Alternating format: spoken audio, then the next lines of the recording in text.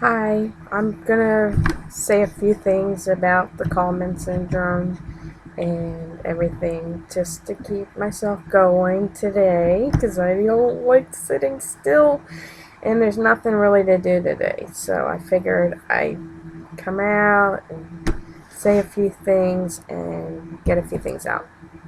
Okay, Kallmann syndrome, there's a hypothalamus in the middle, then there's the O factors are on each side of it. Well, the O factors didn't develop.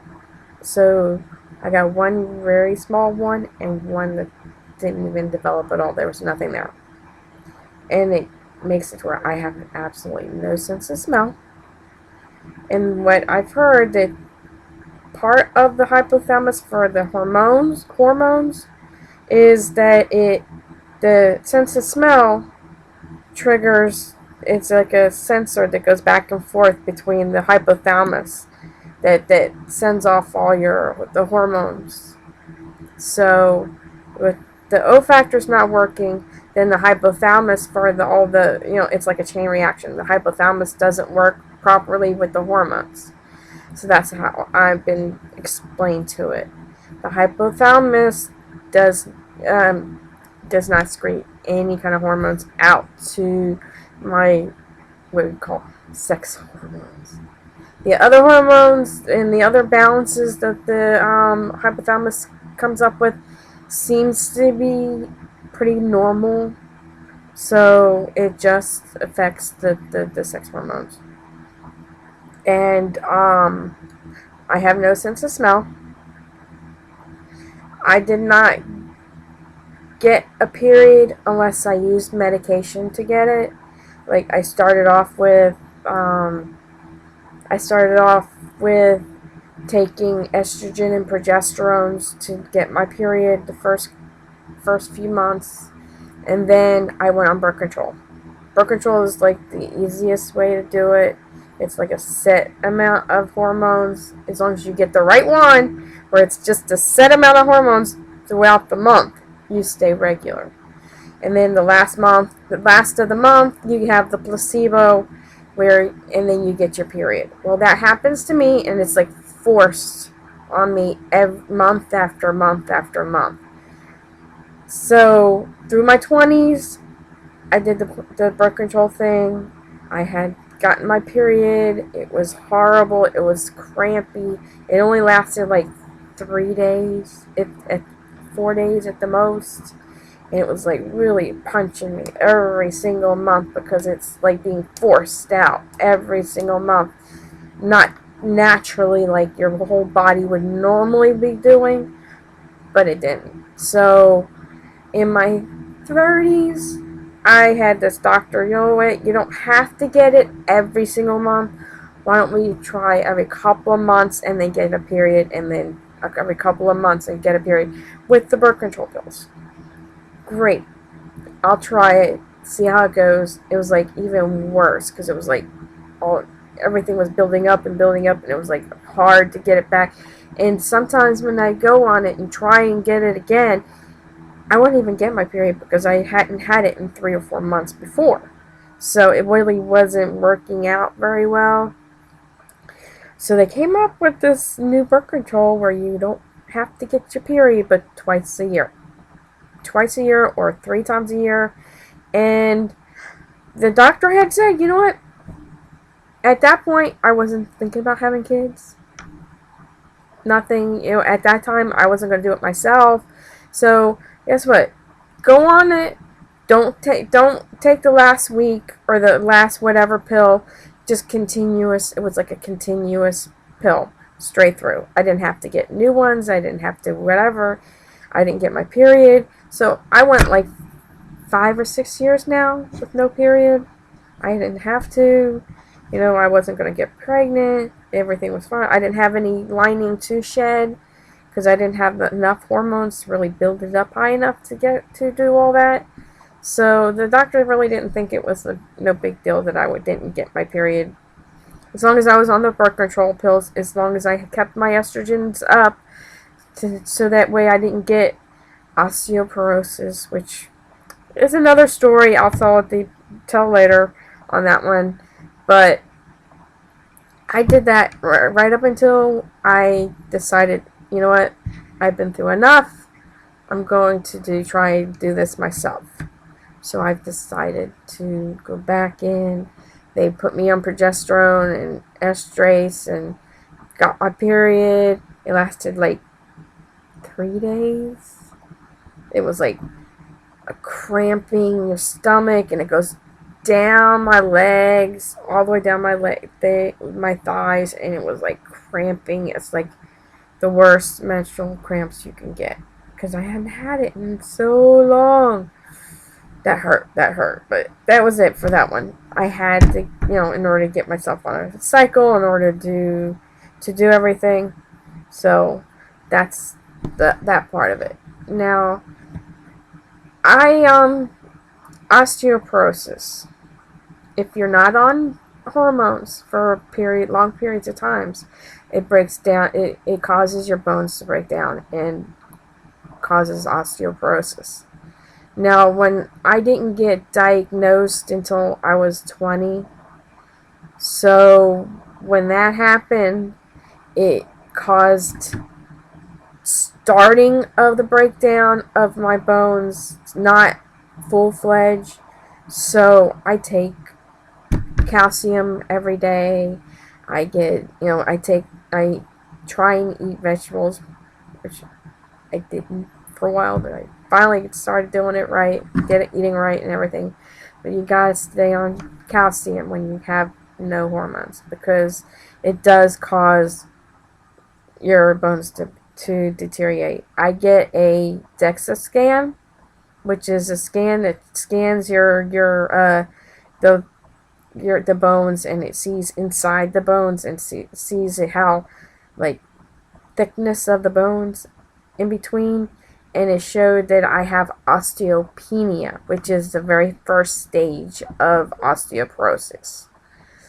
And on top of that, I have osteoarthritis, which is part of the whole thing with the osteopenia and everything. So that's another thing I have to, be wary of.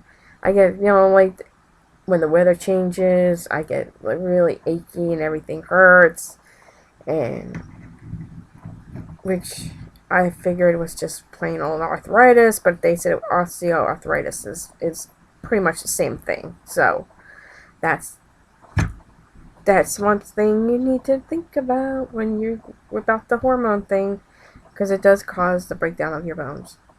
And from what I hear, going on all the higher medications to try and have a baby does the same thing. So that's another thing I heard from somebody else. But so now on to if Kallmann syndrome can be passed on to my kids. I've always had the biggest fear. I've had that fear for many, many years. I had a surrogate. I was going to have and do anything I could not to have it be passed on, but it just didn't work out for me. So I decided to try it myself. Now, in order for this thing, I can give it on to my child. I can either give full force, but I know what to look for. I know how it's treated, and they can live a normal life and know when to start. I'm being there in the doctor's office at age 12 and 13 to start on all the medications and get everything done. And if the earlier you start, from what I hear, the better off you are. Because some people just get everything normally after you've been on medication, if they get them early enough and start them on the right medications. But others don't. So yes, I can pass this on to my child, but if it was a female, if I have a girl, it's not as bad. They can also get partial, which is like a different, it's like some of the symptoms, but not all of the symptoms. That can also happen, or they don't get anything at all. It's like a gamble with everything else. You either can get it or you can't, but it's not 100% guarantee that you're going to have a perfect child anyway. So, yes, it can be transferred onto my child. Now, if I had a boy, it's a lot harder on the boy than it would be for a girl. I'll name a few things that I've heard other people. Sometimes the testes don't descend, so they have descended testes. Their little penises are very small. They have what's called a micro penis. I know it's like complicated thing to talk about, but it's serious. They don't go through puberty. Their voices don't change. Their faces don't grow hair. They don't get mustaches. They don't get beards. They don't go through the whole hormonal change. They grow really tall because their growth plates don't fuse. So they can continue to grow and grow and grow until they get on a testosterone regimen, which is a very hard choice because of the testosterone therapy for men are harder to do because it's so many different forms of it and so much, but they're always coming up with a new way of doing it, a new way of, a newer thing for them to do, because it's not easy to just give yourself a shot every single day for your rest of your life for that. And if I catch it early enough and I get them into treatment, and they hopefully they can go in and do the GnRH, and like I'm doing now, but it's a different way of doing it, and they produce sperm so they can have kids of their own. It's mainly the emotional problem with the boys for that, because it's a look issue. It's a look issue. They don't look like all the other boys. They're not going to have their voices changing and going through puberty and doing everything that they're supposed to be going through, and that's going to be the hard part. It's to keep them positive, keep them active, try them to get them to do things that the normal kids do, and get a note from the doctor that they cannot take a shower at school. Yep, that's going to be my number one issue. Get a note from the doctor. They are not allowed to shower at school. They don't have to change their clothes at school where nobody sees them. Because that is the hardest part. When you're at school and the guys are in the locker room and they're changing their clothes after PE or going to jump in the shower, and then they see it. It's not like everybody else. You're not like everybody else. And I couldn't do that. I need them to be able to not take a shower. And if they have to, they can go to another room so they can change their clothes and not be with all the other guys. So that way they don't have to see that. The other guys don't see it. So they don't make fun of them. Oh, hot. It's sweating here. Like, I guess because I turned the light on because there was not enough light. Now I'm like all hot. Alright, so that's what one of my biggest issues is passing it on. But